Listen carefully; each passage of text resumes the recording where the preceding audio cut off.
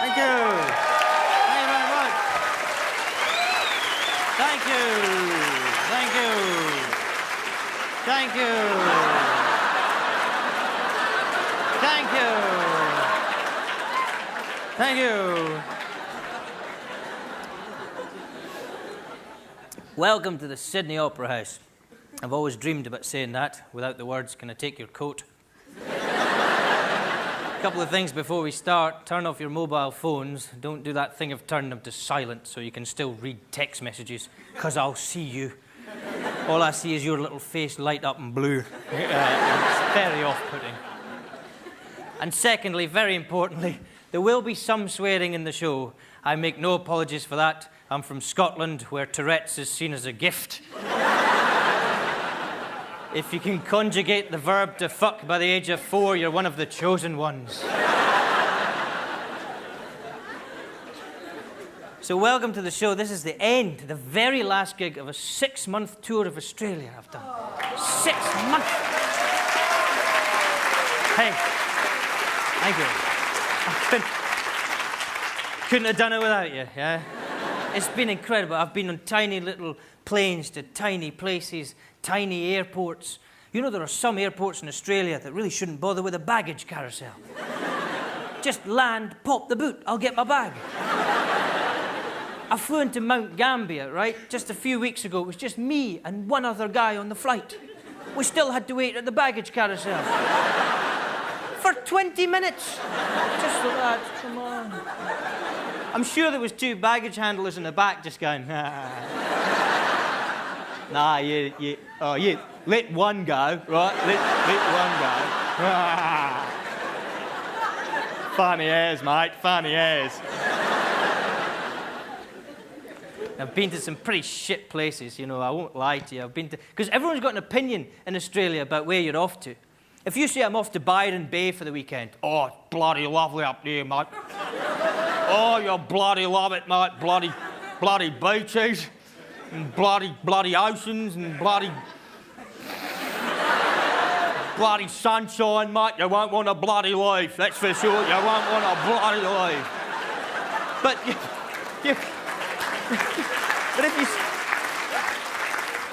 But if you say, for example, I'm off to, I don't know, Double. Oh, good fucking luck, mate.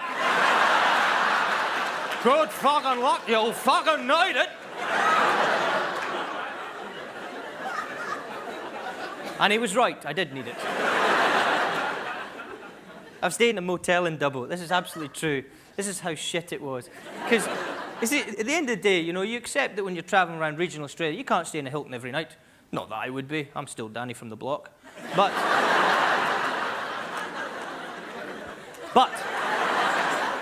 how that signified it, I don't know. But sometimes you're just going to have to stay in a motel or whatever. But this motel in Double, this is absolutely true. I went into the room, very sparse room. I just wanted to get a glass of cold water from the tap. And the cold tap wasn't working. So I phoned up reception. I said, the cold tap's not working. I just wanted to get a glass of cold water.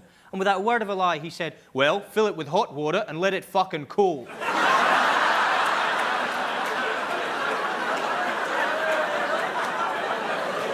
Oh, okay, thank you. Thanks very much. And do you know, on the fourth gig of this tour, it's been quite an eventful tour. The 4th gig of this tour, I fell off the stage, right? Absolutely true. In a place called Ballarat, they've got a huge big theatre in Ballarat and an orchestra pit at the front, which no one told me about. And they put a safety net in the orchestra pit.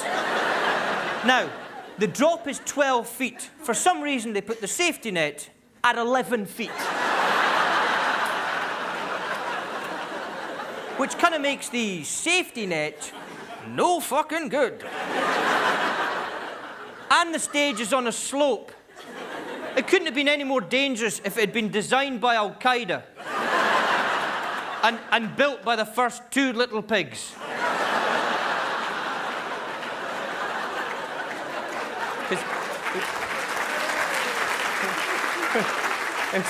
It was straw, and then there was another one that made his house of stick, and the wind came. Sorry. I had to know, because you have to... Why would two pigs build a theatre in Ballarat? How would they pick up the straw with their hose? I don't know how. So this is absolutely true story, and I came out, it was that beginning you've just seen with the stool, there's the bagpipe, and da-da-ba, the pipe, da pipe, da-da. And the music stopped, lights came on, blinding lights right in my eyes, smoke everywhere, I couldn't see a thing. I just kept on walking.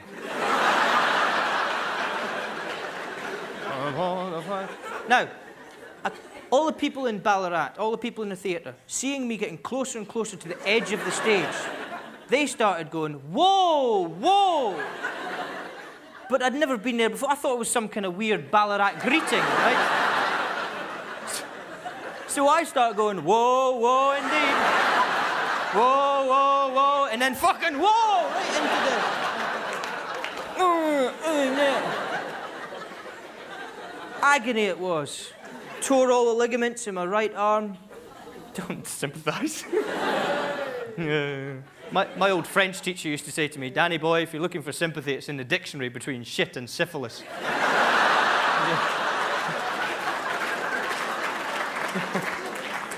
Yeah. There's the one you'll use at work tomorrow morning, right? Oh, the fax machine's broken. Well. But so no, this is true. So I'm lying in the net, right? I black out for a few seconds. I'm in a lot of pain. I wake up, and at this point, my stage manager, he's come running onto the stage to see if I'm okay. He's leaning down. He's saying, are you okay? But the lights are still silhouetting him from the back. I just see the figure of a man leaning down. Are you okay? I thought, oh, fuck, I'm in heaven. I wasn't in heaven. I was in Ballarat. And do you know what the amazing thing is? Apparently I'm not the first person to fall off that stage. I'm the 5th. 5 people before me have fallen off that stage, including popular children's TV entertainer, Humphrey B. Bear. Do you know him?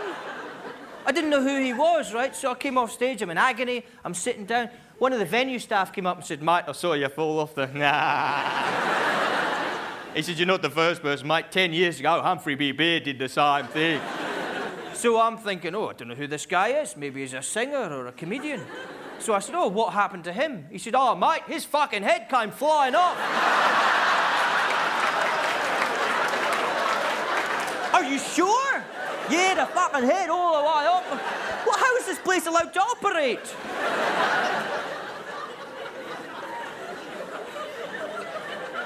Absolutely true. He came out on the thing in the head and into the net. 800 kids traumatised. Apparently they heard him say his first words that night.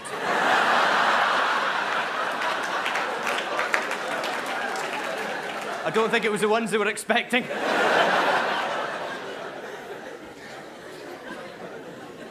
But apart from a few near-death experiences, it's been a very intriguing tour. And I've learned an awful lot about Australia on this tour, stuff I didn't know. I've kind of got addicted to those late-night parliamentary sessions, you know the ones? There's constant referencing to Mr. Speaker. Why do they do that? Mr. Speaker, Mr. Speaker, Mr. Speaker, Mr. Speaker, I wonder, Mr. Speaker, if the right honourable member, Mr. Speaker,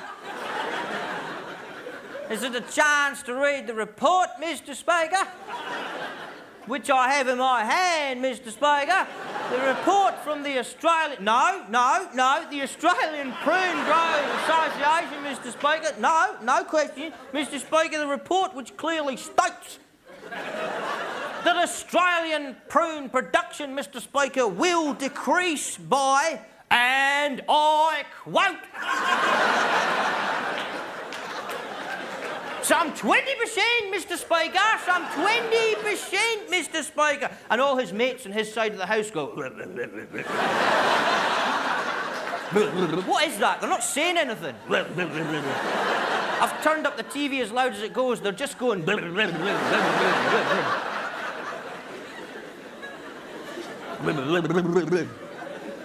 other guy gets up. I haven't had a chance to read the report. I'd have appreciated it if when he'd put it on my desk, he'd also returned my stapler, Mr. Speaker. So petty, isn't it?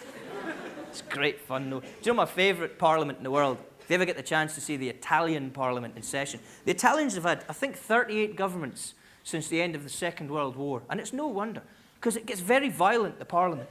One guy will stand up to ask the government a question, right? What does the government plan to do about investment in Italy next year? And the minister will get up, fuck you, fuck investment. Huh? You want to invest? Invest in this, huh?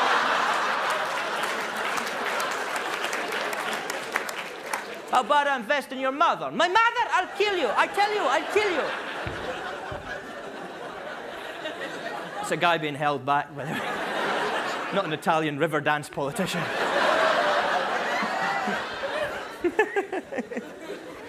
Oh, yeah. Do you know it's interesting how Italian men are viewed in the rest of the world. When you go to America and here in Australia, Italian men are seen as very romantic men. Seen as, you know, the guys that turn up outside your door, the rose in the mouth, bottle of red wine, hair slicked back, buongiorno. And all you, oh, hello.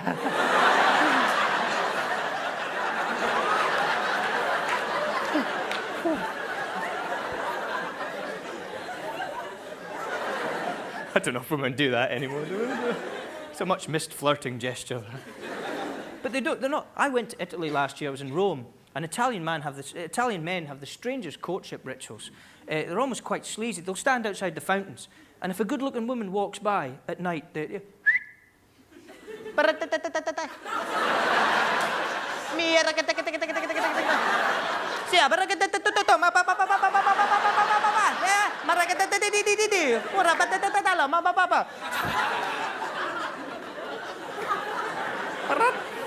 Yes. All the Italian men in my head seem to have evolved from R2-D2. Which is ironic, because when English men are chatting people up, they're more like C-3PO, aren't they? Oh, marvellous, I say. Wonderful idea. Yes, I say. A dance? How wonderful. Us Scots are more like Chewbacca.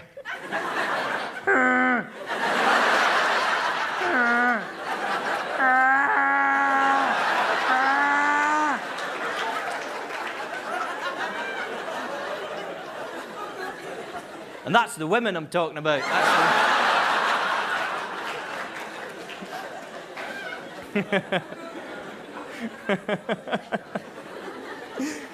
No, the most romantic men of Europe are the French, for God's sake. They just ooze romance out of every pore. Ah, they love it. When you meet a French couple, ask them how they met. They've always got the most romantic story, you know. If you meet a French couple, I keep saying if you meet a French, when you meet a French couple, you're not that fucking isolated here, are you? Ah, what will they look like, Danny? Will they come by boat?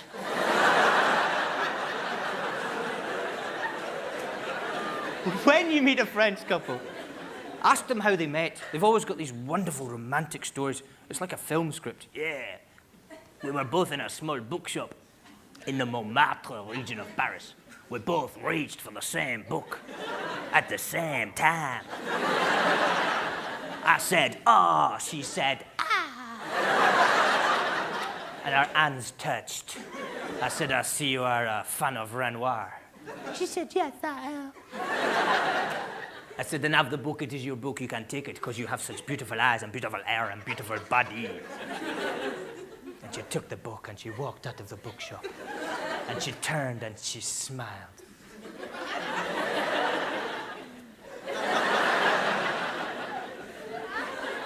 And she left and I thought, what? Well, I'm crazy.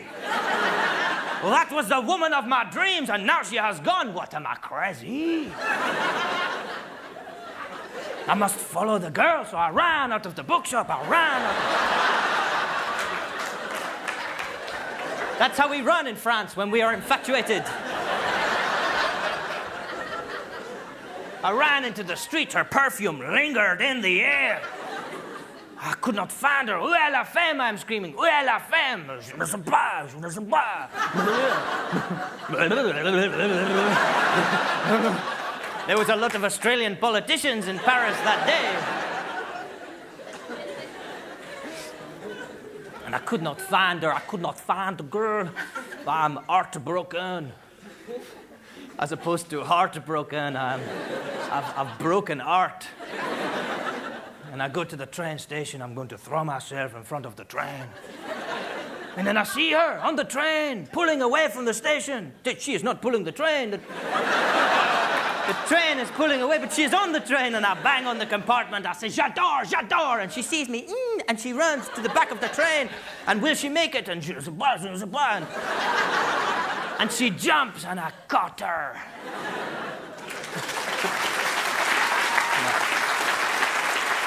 Something like that.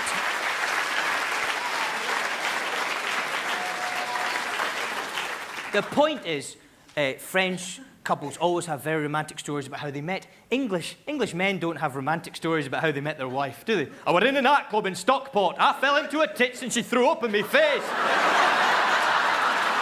Oh, it was champion. Oh, aye. I bought her a bag of chips and shagged her up against factory wall. Oh, aye. Hey, we've been together 20 long years. Oh, aye.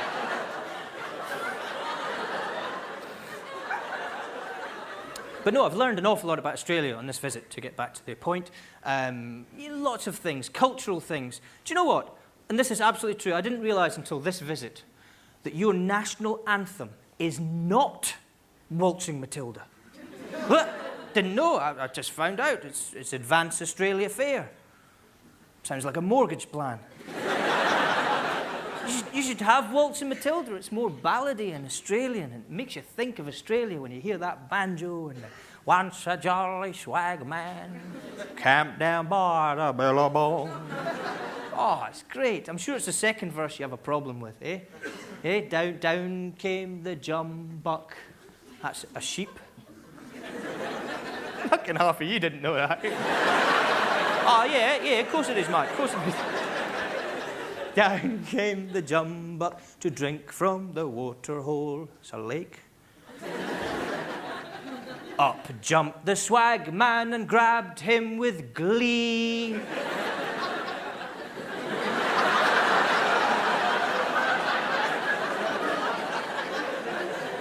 Glee? That's interesting. I've never grabbed a prospective meal with glee before. All I know is in the third verse, he drowns himself. You don't commit suicide if you've only been caught stealing a sheep. Just giving you the facts. No, you should have Waltzing Matilda, though. It's a nicer national anthem. It's more ballady and passionate, and it makes you think of Australia. Or the Scottish national anthem is very passionate. It's the flower of Scotland, and it tells a story of Robert the Bruce's famous victory at the Battle of Bannockburn.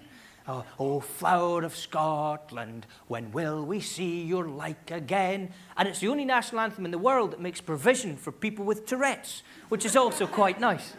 In the chorus, and stood against them. Against who? Proud Edward's army, bastards! And send them homeward. Fuck off! Again. Oh, was that me? Did I do it?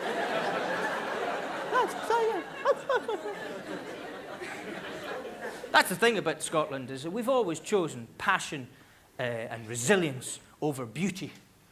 And we don't make no apologies for that either, because you look at our national symbol in Scotland, the thistle. It's a weed. You kind of think to yourself, I wonder how we ended up with that. In the great garden centre of national symbols. Why the hell would you choose a weed? The English chose the rose, didn't they? Oh, we'll have the rose. Yeah, the rose. And then the Welsh come up. Hello. I am a Welshman. And I would like for my national emblem a daffodil. We'll have a daffodil. Ho, Lord, ho! And off he goes with the daffodil. All the countries arrive, and the Irish turn up, you know. Here we go.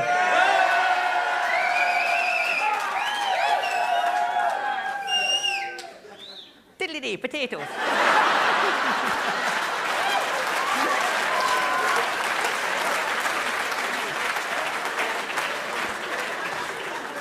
Seems to work, you know. The Irish turn up there with the... I don't know what the hell is this? Some sort of mandolin I had you guys with. I'm a storyteller. And my story must be told. What would you like as your national symbol? You know, if the flower you want to know, count the letters down below. Fuck off. We haven't got time for this, mate. OK, we'll have the shamrock. Because the shamrock is rare and mystical like the Irish. A he, a diddle-dee, and off they go into the... Off they go into the mist. But my point is, all the countries got their national symbol. I think the Scots must have arrived right at the end of the day, when everything had gone. You know, right, how's it going? Oh, Christ, right, what have we got left?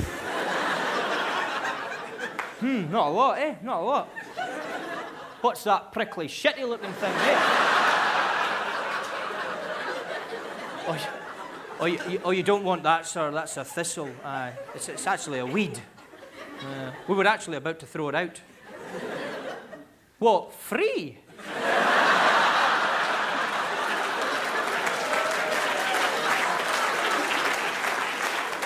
We'll have the lot, thank you.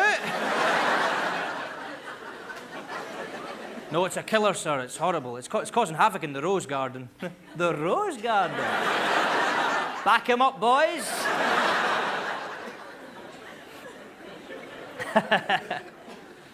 Yes. Do you know, I read, this is quite an embarrassing aspect of Scottish culture.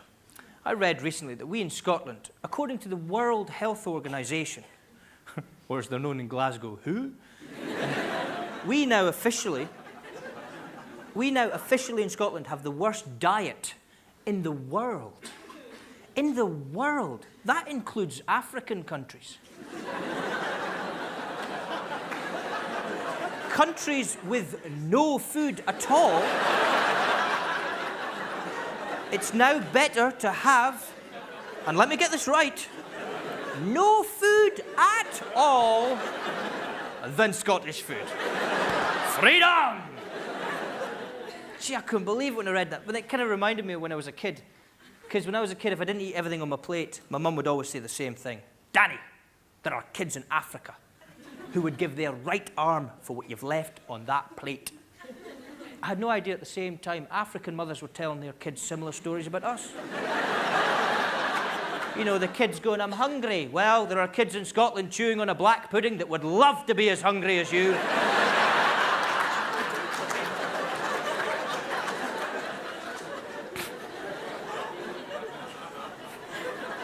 Do you know a black pudding is essentially a giant scab?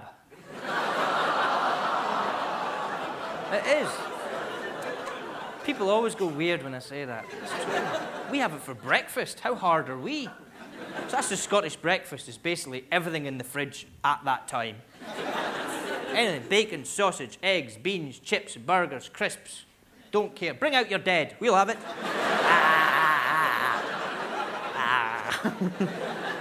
Don't care, so long as it's deep fried.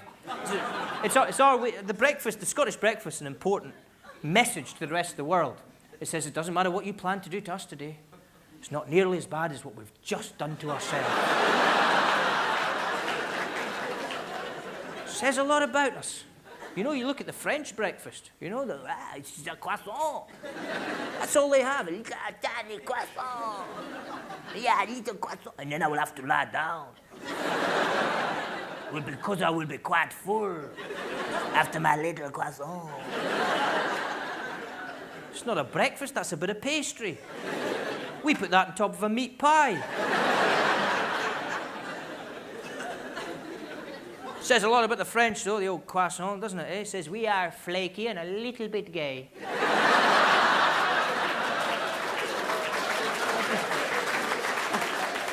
That is who we are.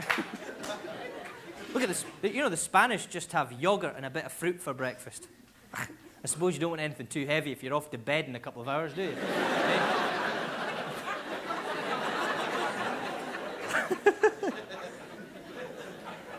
I love the siesta. I wish we'd thought of it. I like the Spanish siesta. We're all tired at that time of the day. I love the fact that the Spanish workforce has got together at some point in history in the middle of a board meeting. Just one guy's going...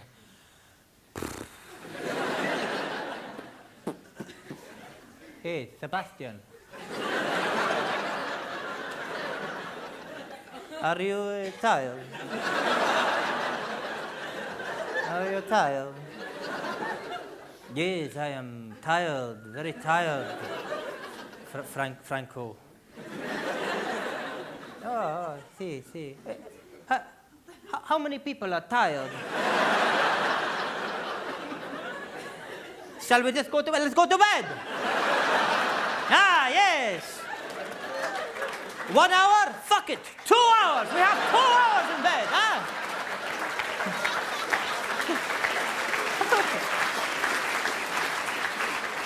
Actually, it's just as well we don't have a siesta in Scotland. We'd have to get up and have another one of those breakfasts. We'd be dead by the age of 24. Do you know the Swiss breakfast? That always, the muesli, that's what Swiss have for breakfast. Muesli, that sawdust and raisins that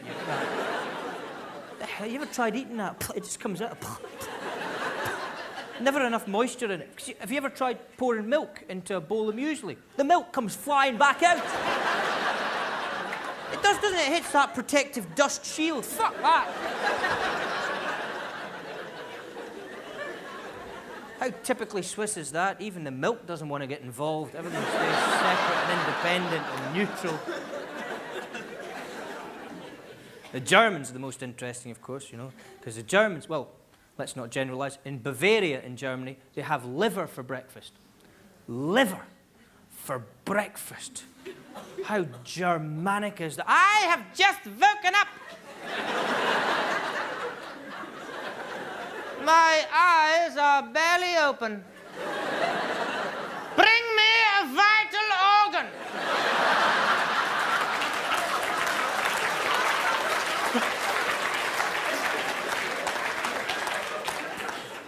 Bring me the filtering gland of a dead beast.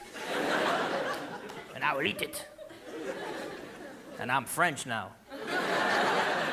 I'm a German living in France.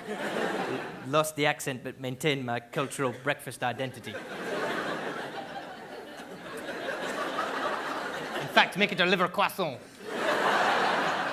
Just a little one, I have to lie down. That'll happen quite a lot in my show. I start in an accent and it just descends into French for no apparent reason. I do it all the time. I was in Edinburgh just before Christmas, and this French couple came up and asked me for directions to Edinburgh Castle. I don't know if you've ever been in a situation. For no reason, I felt the need to reply with a slight French accent. I don't know, in my head I was thinking, oh, this is going to help the guy. He said, do you know the way to the castle? And I went, yes. You have to go down there and you take a rat and you just keep it going. And he said, oh, are you French? Shall we talk French? No! Are you crazy? I'm Scottish. And why are you talking like me and doing this with your hands? I don't know. You started it. You are scaring me. I'm scaring myself. Oh, dear. But anyway, the point is we have the worst diet in the world in Scotland. Fact. And who cares? You know, at the end of the day, these are it makes up who you are, these things. You know, no country can be perfect. You know, I'd rather be known for having a bad diet than be known for some of the pretentious food you get nowadays. You know, I hate all that pretentious bullshit. He says, standing on the stage of the Sydney Opera House. Yes, I tire of pretension. Ah, the hypocrisy.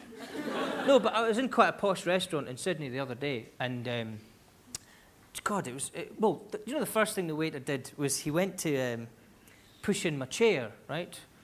But when I was a kid, that was the beginning of one of the best practical jokes you could play on someone, because you'd go to sit down and you just... So I couldn't get that out of my head. He was going to put my chair in, and I was going, aye. He said, sir, are you going to sit down? Not until you fucking move away, pal. I've seen this before, right?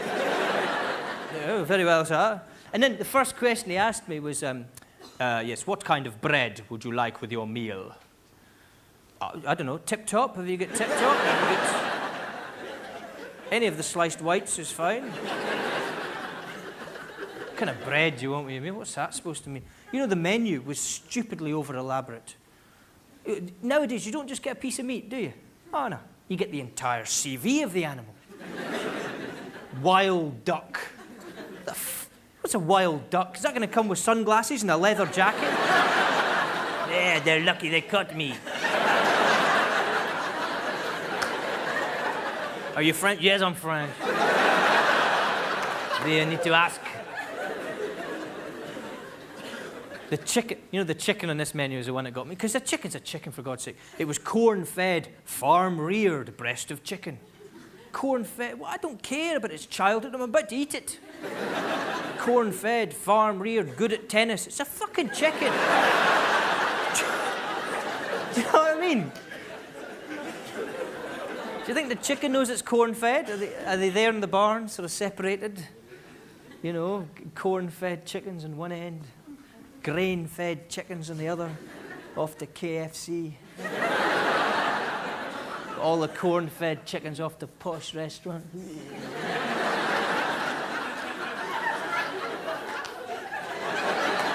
I do like my corn. Are you French? Yes, we're French. Love a belly full of corn for the corn-fed chicken. And all the, you know, the grain-fed chickens having to watch this. Oh, look at that. God. Oh, bloody grain. It's disgusting. It's like chewing gravel, this shit. God, I'd love a bit of corn. I really would. Just one bit of corn. Look at that guy there with his fancy corn. I think he's French. Look at him there with French. His friend's like, what guy? What guy? What guy? Hey, that guy there. I can't tell you mean. You're going, that guy, and you're going like that. 5,000 chickens over there, and you're going, that guy, that guy, that guy. What are you talking? I said, that guy. Oh, right, I see what you mean. I'll count down, right? I'll go 3,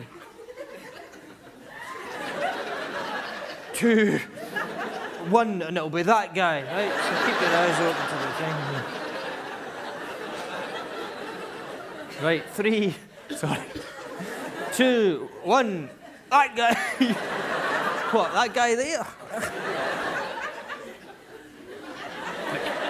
Some of these jokes will go nowhere. The point is, the menu was stupidly over-elaborate, for God's sake, you know. And nothing's ever with anything nowadays. It's too simple, that. Everything's got to be on a bed of, hasn't it? What is this, tired food? Wild duck on a bed of. Couscous. What the fuck is couscous? Hey? When I grew up, couscous is what you milked in the fields. You milked the couscous, Danny? Yes, I have, Mum. Go and stick a duck in their back. So what, you know? The point is, we have the worst diet in the world in Scotland. You know, who cares? There's a lot of Scottish culture I'm not massively proud of, but for every bit of that, there's a lot of Scottish culture I am proud of. I'm very happy to have. Our drinking in Scotland is legendary. In fact, there's only one country in the world that comes close to us in drinking, and I'm fucking looking at it. You lot.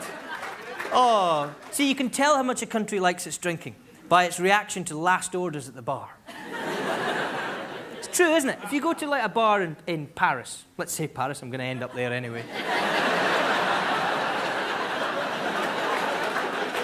And that bell goes for last orders. Ding, ding, ding, right? The reaction is one of mild surprise. Oh. Ah, oh dear, that is last orders. Never mind, we should finish up our drinks, and when we'll go out into the moonlight. We will walk hand in hand, it will be very beautiful. I will kiss you.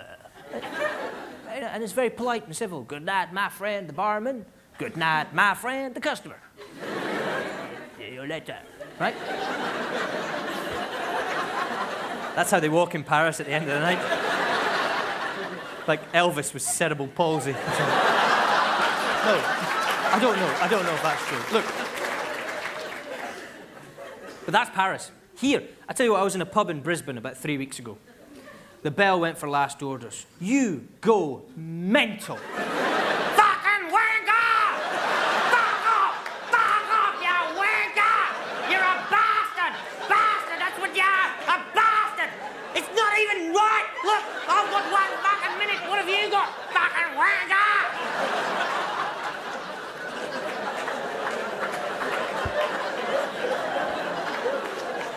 The guy that rang the bell had to duck straight behind the bar. Ding, ding. I've got children. Because no one ever wants to go home in Australia. That's another thing I've learned. I don't want to go home now, mate. I'll remember everything.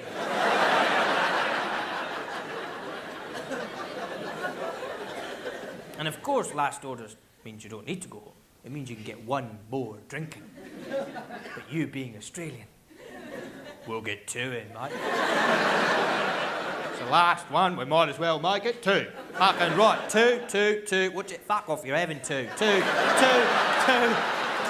2, 2, 2, 2, 2. Right. See, it's quite common to see a man in Australia at the end of the night in a pub with a drink in each hand.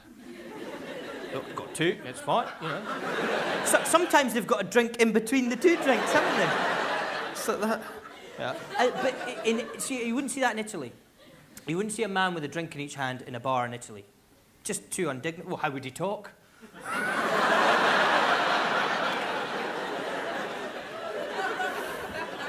They always need the one hand. And you know? But not you Australians. It's almost like you've mastered the entire art of conversation in just the wee head bit. G'day, mate. How's it going? You all right? John, have you met Barry? Barry? Barry? John, Barry. It's almost like all Australian men have evolved from grain-fed chickens at some point. She's all right, didn't she, that one there? Not her, her. What's wrong with you, mate?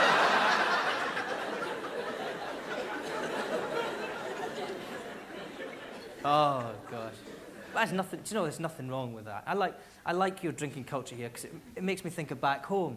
There's something nice about being in a pub where there's someone more drunk than you, isn't it? Something quite comforting about that. See, oh, look at that fucking loser there.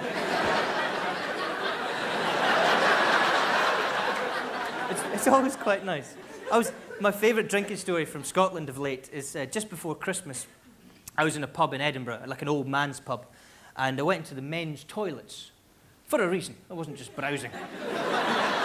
And all 3 of the urinals were occupied, right? So there was a queue. I say a queue, it was just one old guy in front of me who was very, very drunk, right? And he could barely stand.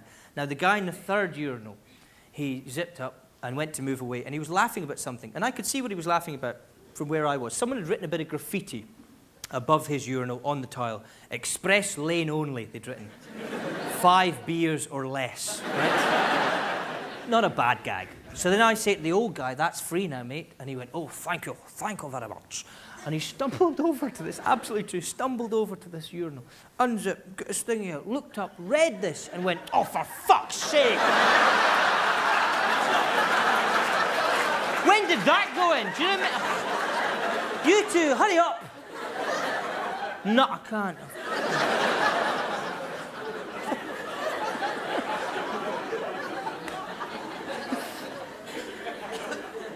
Anyway, yes, let's get back to it. So last orders goes in this bar in Brisbane I was in 3 weeks ago, and this guy, of course, went to the bar to get a round in, and it's a huge big round he got. And the guy said, the thing is, he didn't use a tray or a waitress. Of course not, mate. Not French. And this huge big round, and the concentration with which, because first of all he checked where he needed to go, right? I've got to go down here, over there, up on top of that, back, too easy, mate. And the concentration was incredible. Just, right, let's get you little beauties home. Come on, nice and easy. And it was a very busy bar, so he had to squeeze in between people. But it was like a majestic navigation. Just there, and then... I tell you what it was like. It was like an Australian Tai Chi.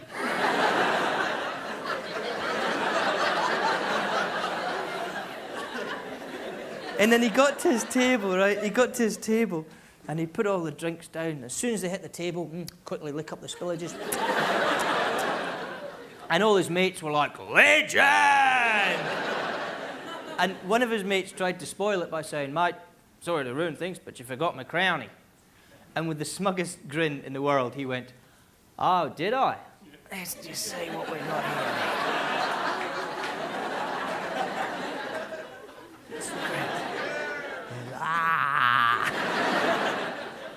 Do you know the most horrible moment in a pub is when they throw all the lights up, isn't it? Why do they do that? To signify the actual end of the evening. You've been a good customer, you don't deserve that. All it does is illuminate the full horror of your situation, doesn't it? Lights go up and go, fuck, have I been talking to a pool cue for 20 minutes? Why did no one think of telling me? And then someone will suggest going back to theirs for a drink. And that's another option, isn't it? Oh, the night will last forever. It's amazing, isn't it? When people invite you back to theirs at like 1, 2 o'clock in the morning, everyone's got spirits, but no one's ever got any mixer. Or not the mixer that you'd usually have with that spirit. But you become your own cocktail waiter at that time of the day. It's amazing how much less discerning we become. You know, 6 hours previously, we were in a wine bar after work saying, glass of white wine, not a Chardonnay. No, I will not drink a Chardonnay. 6 hours later, you're crawling around someone's kitchen. Any concoction will do. Anyone for gin and chocolate milk? Anyone for that? How's that going, yeah? Oh, yeah, I'll give it a go, yeah. Oh, that's quite nice. Yeah, I might drink that next time I'm out. Someone always says that. I might drink that next time I'm out. Like you would, like the next day you're sitting in the pub and, right, 8 beers, is it, lads? Actually, I'll have a gin and chocolate milk, please, Barry.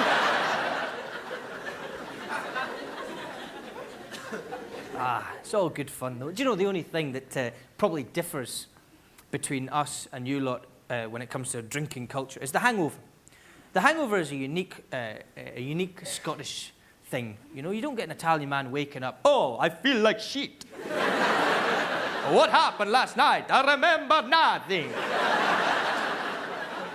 Why is there kebab meat all over my bed? I don't know. What happened?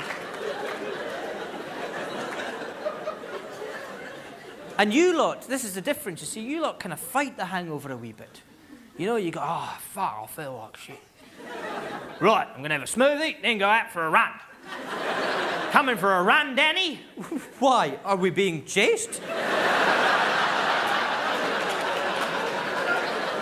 What possible reason could you have to go for a run? You've got a hangover, man.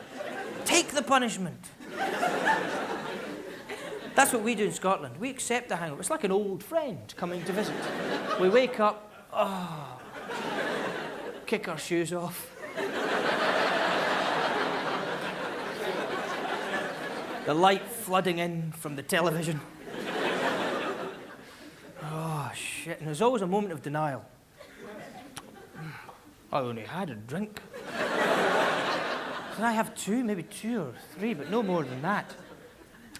Chocolate milk? When was I drinking chocolate milk? I don't remember drinking chocolate milk. And then you know you've got to get up, and it's always done very gingerly. You get up, and you just like to just crawl, you see, because you like to feel the earth beneath you.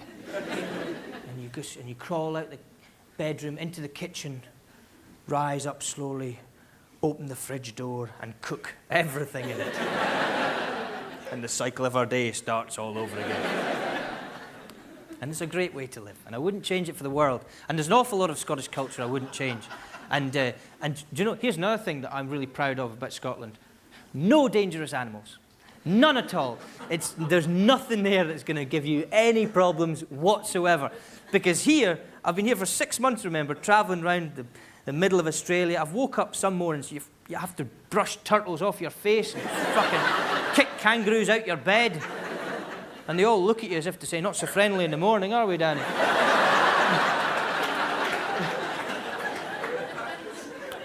Chocolate milk. But it's weird that we don't have anything like that in Scotland. It's almost like when Noah was travelling around the world in his ark, if you believe that story. It's almost like he never went back to Scotland for the drop-off. or possibly never went there in the first place. If you think about Noah's message, it wouldn't have been greatly received in Scotland, would it, eh? Noah turning up, "Hello, Scotland, I am Noah." "All right, Noah, how's it going?" "Yes, good." "I'm a messenger of God." "Oh, what's he got to say? This is exciting." "I need 2 of all of your animals." "Uh-huh." "Carry on." "Well, there is to be 40 days and nights of rain."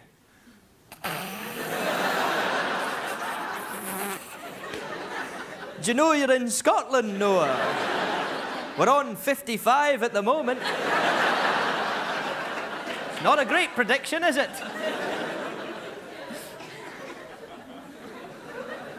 So I was thinking today, if I'd been Noah, I'd have been a lot more discerning about who got on that ark and who didn't. Wouldn't you? I mean, he had the chance to wipe out entire species of animals in that flood by just not letting them on the ark. If I'd been Noah and seen 2 rats coming up that plank, I'd have gone, and where do you think you're going? "Oh, we're going on the...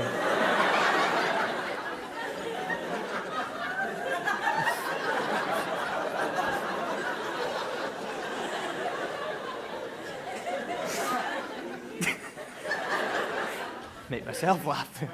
Going on the ark.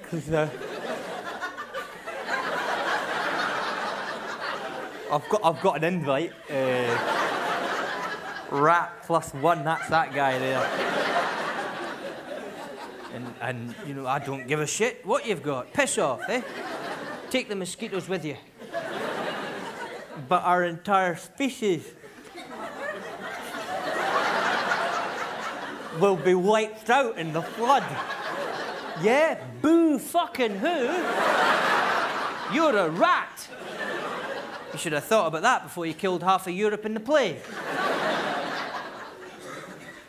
Admittedly not for another 1400 years. Look, I'm a visionary, that's how I got this job, yeah?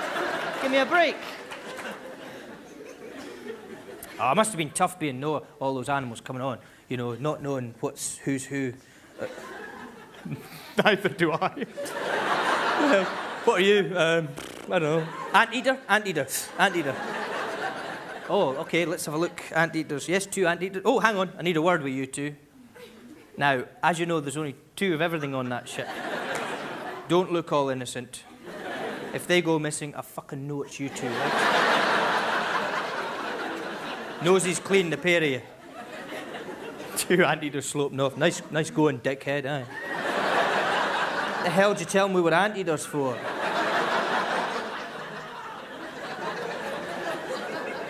Just call me a dickhead. Look at us. We're both dickheads. And so many animals look the same. How does Noah know who's been on the ark and who hasn't been on? The 2 things coming up there, you know. Hello there, Noah. Here we go. And Noah says, "Oh, I'm sorry. I've just put 2 of you guys on. It's a very strict door policy. It's only 2 of every animal." "Oh, no, those guys. No, they weren't us. They were moose. Yeah? We're stag." Noah panics. Shit, oh, sorry, I didn't realise so many animals look the same but are different. On you go. Someone go and get the black and white horses. Tell them they can come back.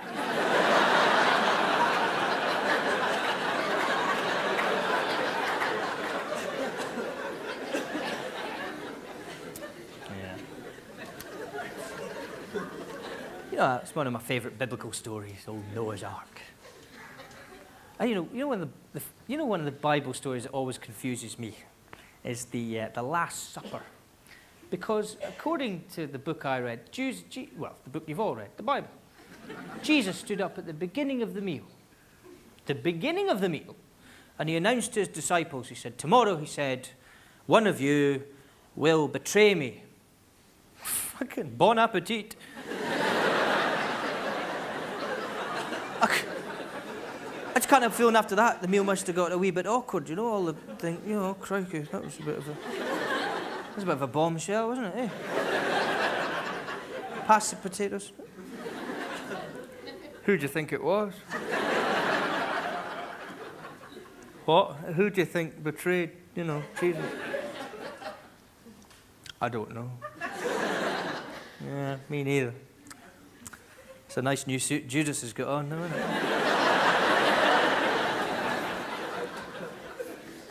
I imagine the Last Supper was quite an uncomfortable meal anyway, you know? You know, Jesus broke bread at the Last Supper and said, this is to represent the breaking of my bones. Poured red wine, said, this is to represent the spilling of my blood. I'm not a fussy eater, but I'd have probably gone, do you know, I'm not that hungry anymore. I sure as fuck ain't touching the meatballs.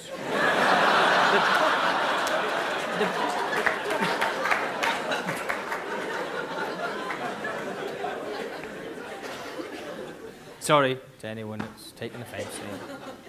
You have to be pretty careful these days when you do a religious joke. I got a death threat last year. Yeah, first ever death threat. I say first ever. I'm not hoping for more, you know. Oh, that's a shame. Pass the scissors and newspaper. No, I did get a death threat, and well, because you accept that sometimes, you know, you say things that people aren't going to like, and you know, on this tour, in fact, I got a note backstage. I did a gig in Townsville, and this guy left a note in my dressing room. It said, "You're going to hell." I thought, I'm in fucking Townsville, you know. What time does the bus leave? But it's a religious, I got this religious-related death threat. Because look, I'm not a religious person, right? But I have no problem with anyone that is religious. Live and let live and all that. And in fact, the only reason I'm not religious is probably because of church. No, seriously, let me explain. I just don't like all the paraphernalia of church. And do you remember when you were a kid, church hymns? What was all that about? People say, sing the church hymn, Danny. It's uplifting and rejoiceful. It'll bring you closer to the Lord. Are you sure? Have you read the lyrics here? The subtext of every single church hymn was always the same. That God is great and we're all shit.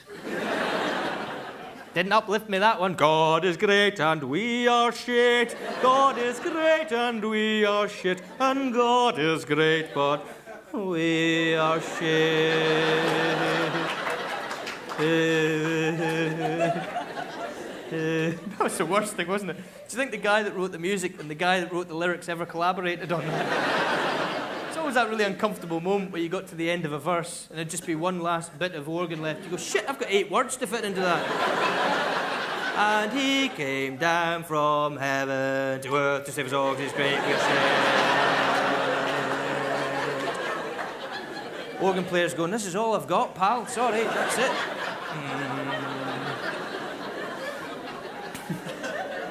Sometimes it was the opposite problem, wasn't it? Remember that, when you got to the end of the verse and there was just one last word left, but a huge bit of organ. And he is great.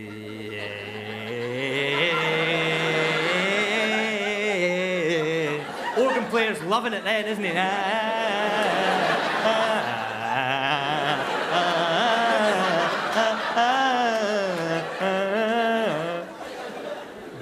I tell you what were fun when I was a kid. Christmas carols. Because remember when you sang them in school, there'd always be one group of kids that would sing way ahead of the rest. You only sang it once a year, so you didn't quite know how it went. There'd always be one group of kids sing way ahead of the rest and then have to repeat the last bit again. You go, away in a manger, no crib for a bed. Shit, for a bed.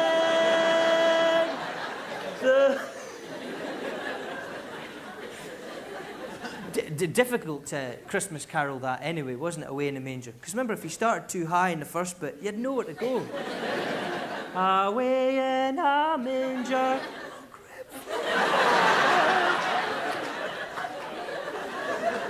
And then you'd overcompensate. That's not going to happen to me again. That was embarrassing. So you go, the little Lord did But you didn't know it went down again after that. The little Lord Jesus.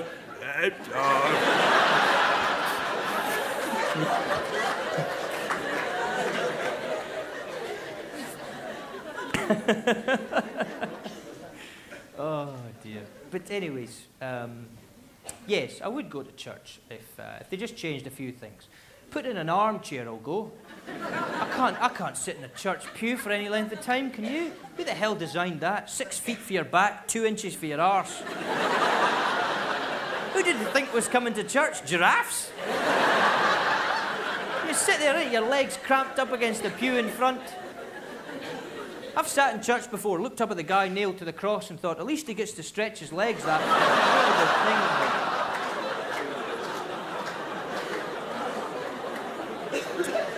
Yep, you guessed it, that's the gag I got the death threat for.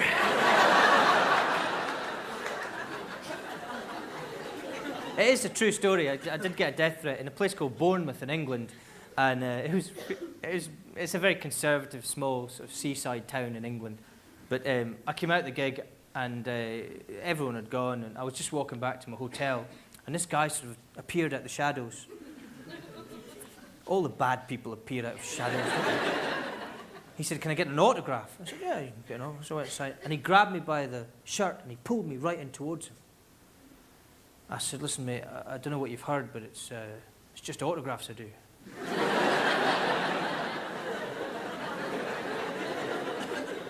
You could say he grabbed me with glee. And he said, "If you ever make religious jokes in Bournemouth again, I'll stab you in the neck. And that's a promise." As if he needed that bit at the end, you know?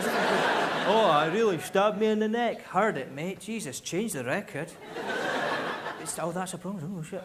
Now, it's quite scary when that happens, and obviously you just have to react instinctively. And all I could think of when he said, "I'll stab you in the neck, and that's a promise," was, "Oh, not the neck." I like my neck. I use my neck. So I actually said to this guy, when he said that, I said, "Does it have to be the neck?" As if we could barter over my own death. It worked. He let go of me. He went, "You're weird." Wait, you forgot your autograph. It's weird when you're in those sort of confrontational situations, isn't it? Because you never quite know what to say.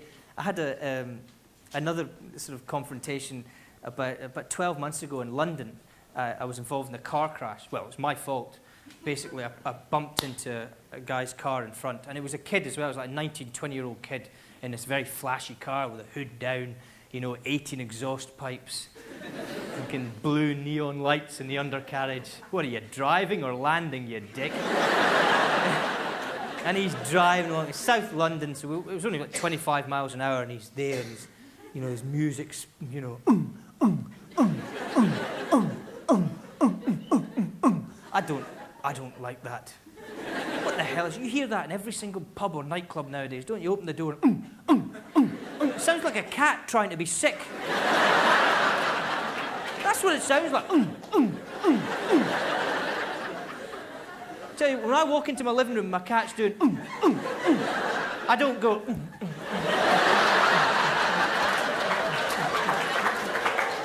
I shit myself. Fuck, shit, quick, get out of here. Open the door or the window. Hold on. Open that. Jesus Christ. Shit, that was close. And they're so sly cats as well, aren't they? Eh? Because 10 minutes later, a nice effeminate cat comes back, doesn't it? Meow. Oh, it's my cat. I love my cat. Open the door and the thing comes in and you go, "Are you all right now?"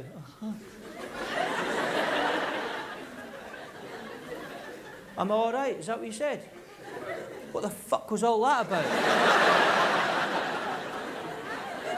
Shutting me out like that. Smack my face on that dustbin. Did you know that was there? Fucking right into it. "I'm all right." Look at that.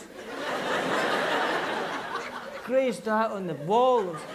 Trying to get round, you see. You don't believe all that cats always land on their feet shit, do you? Look at that. I'm all right. I can't even lick that bit.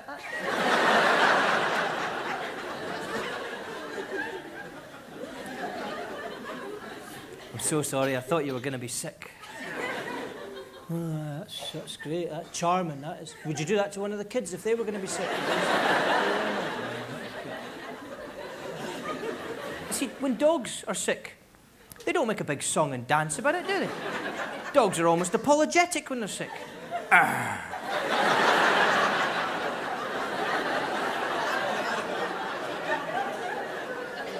Oh, God. I hope no one saw that.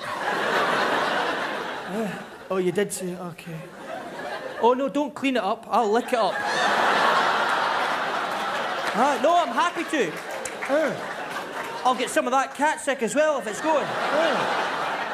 Aye, oh, no, happy to. Anything to get the taste of my balls out my mouth.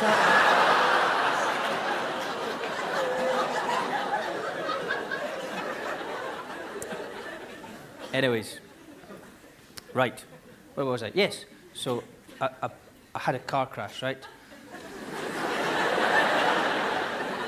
I bumped into this 19-year-old kid driving his flashy car, hit into the back of him. Now, it was my fault. I wasn't really paying attention. I was judging distance from vibration alone, you know. And he must have gone to change a CD or something, so I hit into the back of him. But there was no major damage. His fourth exhaust pipe fell off. Now, I got out of my car, right, ready to do the sensible thing and say, I'm very sorry about that, I'll pay for the damage. But the aggressive nature with which the confrontational nature with which this kid got out of his car, he gets out, his cap goes straight back, and he went...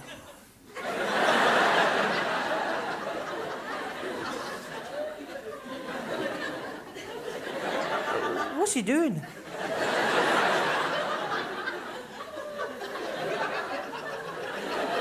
Like he'd just come out of a toilet where the hand dryer wasn't working. You know? I said, are you all right? What? Do I fucking look all right? No, you don't.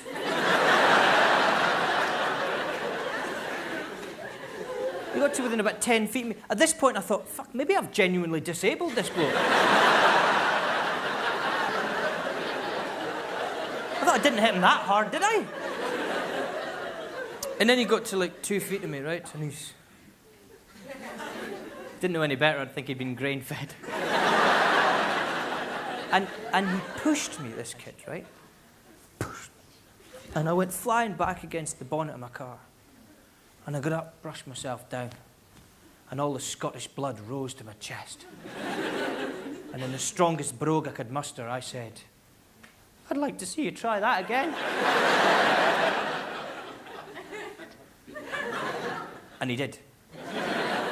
He took it as less of a threat, more of an invitation. And he pushed me. And the second time he pushed me, I went back, but it was weird. Second time he pushed me, I yelled out a word I don't think I've yelled out for 20 years. I don't know where it came from the darkest recesses of my childhood. He pushed me in the middle of London, in the middle of the afternoon. I yelled out, "Man!"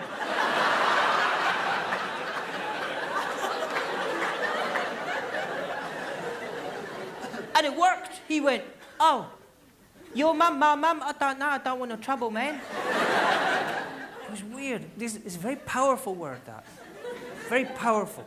You know, do you remember when you were a kid, there was 3 different calls for your mum, and each one would tell her what level of panic you were at?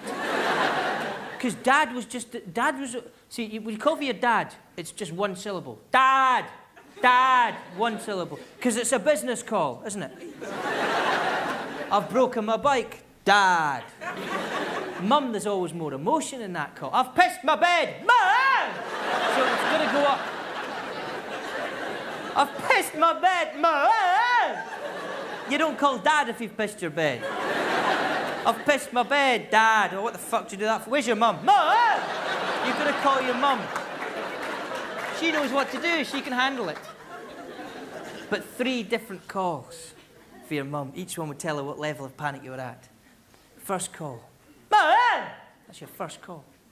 But if you don't hear back for any reason, well, that's got to get louder.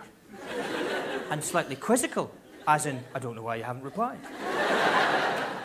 First call. Mum! Second call. Mum!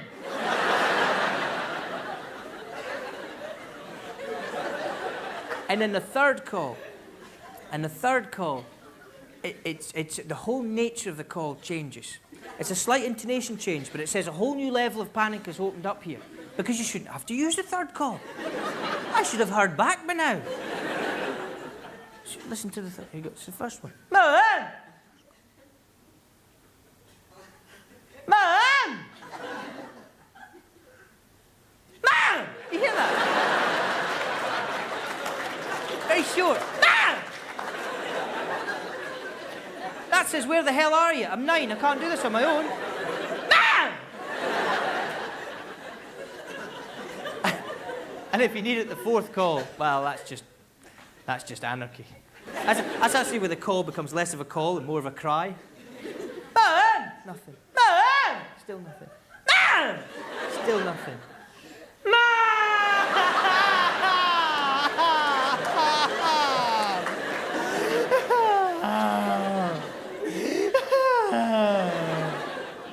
And eventually she'll call back. What is it?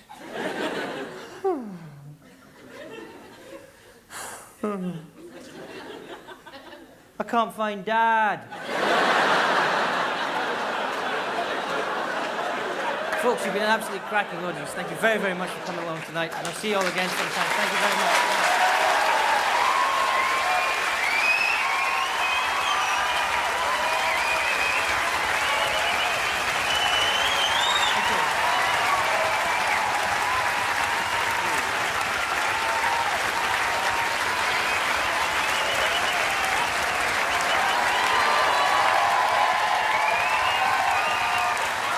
Thanks, guys.